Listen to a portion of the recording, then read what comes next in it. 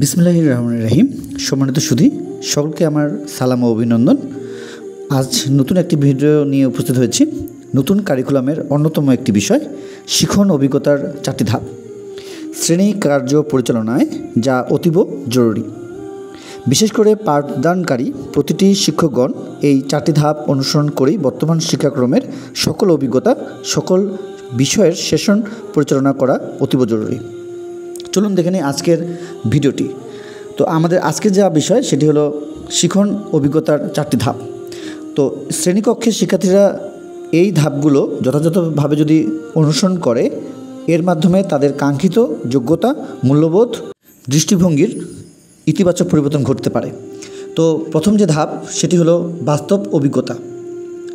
কোনো বস্তু, স্থান, চিত্র, ভিডিও সরাসরি দেখিয়ে এ ধরনের অভিজ্ঞতা যেগুলো আমাদের ছোট সময়রা বা যারা আমাদের শিক্ষার্থী রয়েছে এগুলো যদি অর্জন করে, সেটি হলো আমাদের বাস্তব অভিজ্ঞতা বা প্রেক্ষাপট নির্ভর অভিজ্ঞতা।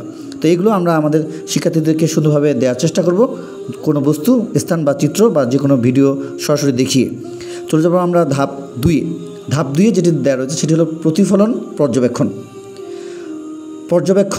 আলোচনা ও পরীক্ষণের সাহায্যে পূর্বের অভিজ্ঞতা যাচাই করাই হলো আমাদের প্রতিফলন পর্যবেক্ষণ। এই ধরনের ধাপ হলো 2। তো এই বিষয়টি আমরা সুন্দরভাবে আমাদের ছোটো ছোটো নিশ্চিত করব যেন তারা পর্যবেক্ষণ এবং আলোচনা বা পরীক্ষণের মাধ্যমে বা পূর্বের যে অভিজ্ঞতাগুলো রয়েছে সেগুলো যেন তারা যাচাই বাছাই করতে পারে। এক্ষেত্রে আমরা শিক্ষকগণ অবশ্যই তাদেরকে বেশি থেকে সহযোগিতা করব। চলে যাব ধাপ 3, বিমূর্ত ধারণায়ন। বিভিন্ন উৎস থেকে তথ্য সংগ্রহ ও অনুশীলনের মাধ্যমে নিজস্ব ধারণায় উপনীত হওয়াটাই হলো আমাদের বিমূর্ত ধারণায়ন। আমরা বিভিন্ন উৎস থেকে আমাদের শিক্ষার্থীরা এ ধরনের কোনো তথ্য সংগ্রহ করবে এবং তা অনুশীলন করবে, এবং সেটির ফলে তাদের যে একটি নিজস্ব যে চিন্তাধারা বা একটি যে তারা ধারণায় উপনীত হবে, সেটিই হলো আমাদের বিমূর্ত ধারণায়ন। তো এইভাবে আমরা আমাদের শিক্ষার্থীদেরকে ধাপ 3 নিয়ে সম্পূর্ণ আলোচনা করব। চলে যাব ধাপ 4-এ, সক্রিয় পরীক্ষণ। খুবই গুরুত্বপূর্ণ একটি বিষয়।